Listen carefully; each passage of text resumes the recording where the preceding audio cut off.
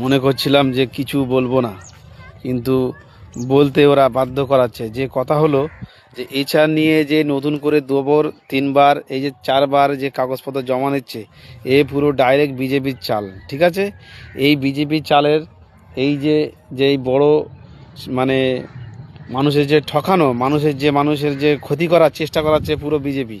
ঠিক আছে, তার মধ্যে পশ্চিমবাংলার মানুষকে সবাইকে বলছি যে সবাই মিলে একজোট হও, একজোট হয়ে আন্দোলন করতে হবে। টোটাল এসআইআর বন্ধ পশ্চিমবাংলায়, যা কাগজপত্র জমা নেই সব সেখান থেকে বের করে নিয়ে আসতে হবে এবং রাজ্য সরকারও চাপ দিতে হবে যে টোটাল এসআইআর বন্ধ করতে। টোটাল কোনো এসআইআর হবেই না।